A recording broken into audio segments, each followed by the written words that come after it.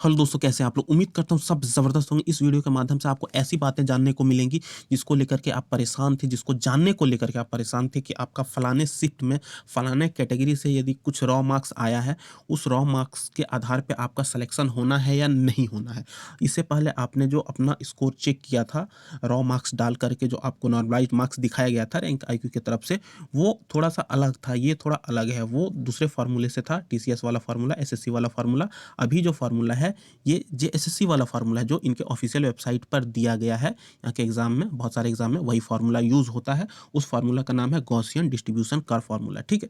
तो उस फार्मूले के आधार पर, मतलब उस फार्मूले से कैलकुलेट करके जो यहाँ पे रिजल्ट सामने आया है, वो रिजल्ट के आधार पर मैं कुछ यहाँ पे रॉ मार्क्स के आधार पे कट ऑफ बता रहा हूँ। और वो जो डाटा है 6842 इतना यहाँ पे डाटा कलेक्ट हुआ था। रैंक आईक्यू ने इतने डाटा को कलेक्ट किया था, उसके बाद उन्होंने अपने वेबसाइट पे डाल दिया था, बोला था कि हमसे नहीं हो रहा और भी किन्हीं को लगता है कि कोई कर सकते हैं तो आप कर लीजिए। ऐसा बहुत दिन देखने के बाद, मतलब काफ़ी दिन पहले रिस्पॉन्स किया गया था, रिस्पॉन्स शीट आ गया था, उसके बाद ऐसा हुआ। अब देख लीजिए यहाँ पे अलग अलग, यहाँ पे शिफ्ट में किसी पर्टिकुलर कैटेगरी के लिए कितना कट ऑफ जा सकता है, ये रॉ मार्क्स है, ठीक है, रॉ मार्क्स है। अब यहाँ पे देखिए 28 तारीख में यदि कोई जनरल के कैंडिडेट है, ठीक है, 28 तारीख में यदि कोई जनरल के कैंडिडेट है, उनका रॉ स्कोर 301 है, उनका सिलेक्शन हो जाएगा। ये इस डेटा के आधार पे अभी जितना मिल पाया है। BC1 में 3 मतलब 289 यदि किसी का मार्क्स है तो उनको मानिए कि उनका सिलेक्शन हो रहा है। BC2 में 270, SC में 211, ST में 142 और EWS में 205 यदि इतना किसी का रॉ मार्क्स है 28 में, तो वो अपना सिलेक्शन मान सकते। सिलेक्शन क्या मतलब, उनका चांसेस थोड़ा सा ज़्यादा है, क्योंकि अभी जितना डाटा है उस डाटा को ध्यान में रख कर के जो कैलकुलेशन हुआ है, उसके आधार पे जो रिजल्ट आया है वही मैं बता रहा हूँ, ठीक है।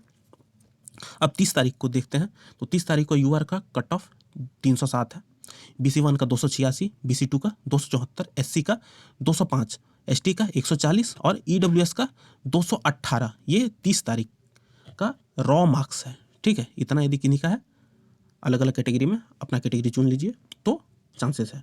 उसके बाद 1 अक्टूबर में यहाँ पे यूआर का 296, BC1 का 280, BC2 का 261, SC का 190, ST का 129, EWS का 192, ठीक है। इतना यदि है तो चांसेस है।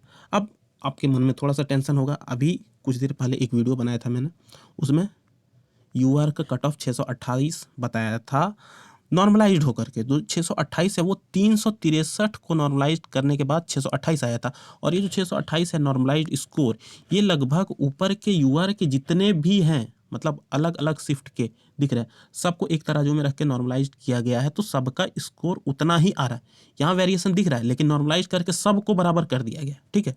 अभी नॉर्मलाइज स्कोर वाला अभी मैं वीडियो नहीं बना पाया, मतलब इसके साथ आपको नॉर्मलाइज स्कोर दिखाता तो हो सकता है, लेकिन उसमें बहुत थोड़ा समय रहे तुरंत। अभी थोड़ा माहौल गर्म है, बहुत कोई पैनिक हो जाएंगे, पैनिक क्रिएट हो जाएगा, बोलें कि किसी का इतना है, मेरा इतना बढ़ गया, उसका इतना बढ़ गया, किसी का घट गया, ये हुआ वो हुआ। तो प्रॉपर तरीके से जब बताया नहीं जाएगा कि क्यों घटा क्यों बढ़ा, तो दोनों बताना थोड़ा सा तो अभी उतना सही नहीं है ना। अब देखिए, अब 3 तारीख को देखते हैं, तो 3 तारीख का 363 है जनरल का, BC1 का 342, BC2 का 332 और SC का 254, ST का 188 और EWS का यहाँ पे 253 इतना है, ठीक है। उसके बाद 4 तारीख का देखा जाए तो 4 तारीख का जनरल का 252, BC1 का 452 जनरल का, ठीक है, BC1 का 428, BC2 का 417, SC का 337, ST का 264 और यहाँ पे EWS का 351, ठीक है। उसके बाद 5 तारीख को देखते हैं, तो 5 तारीख का जो रॉ मार्क्स है वो लास्ट सेलेक्ट, मतलब लास्ट जो कैंडिडेट है उनका, तो वो 464 है। और ये जो लिया गया है, मतलब जनरल का जितना सीट है उसका सबसे लास्ट कैंडिडेट उनका ये है, ठीक है, रॉ मार्क्स। उसके बाद BC1 का 446, BC2 का 439, SC का 386, ST का 305 और यहाँ पे EWS का 390, ठीक। अब 6 तारीख को देखते हैं, तो 6 तारीख को 420 है जनरल का, BC1 का 403, BC2 का 393, SC का 318, ST का 257 और ये आपका EWS का 310। अब 10 तारीख को देखिए, तो 10 तारीख को रॉ स्कोर है जनरल का 424, BC1 का 405, BC2 का 408 और SC का 319, ST का 241, EWS का 299। ये रॉ मार्क्स है 10 तारीख का। आप देख रहे हैं वेरिएशन देख रहे हैं मार्क्स में। ऐसा इसलिए हुआ क्योंकि पेपर का लेवल किसी में डिफ़िकल्ट था, किसी में थोड़ा सा ज़्यादा इजी था, तो उस हिसाब से वेरिएशन आपको देखने को मिल रहा है। उसके बाद 13 तारीख को देखते हैं, तो 13 तारीख को जनरल का 474, BC1 का 446, BC2 का 430, SC का 348, ST का 280, EWS का 381। ठीक है, ये रॉ मार्क्स है सारा। उसके बाद 14 तारीख को देखेंगे तो जनरल का 440, BC1 का 416, BC2 का 412, SC का 348, ST का 257 और EWS का 338 नंबर है। ठीक है, सारा का सारा रॉ है। 16 तारीख को जनरल का 445, BC1 का 428, BC2 का 409, SC का 372, ST का 258, EWS का 330।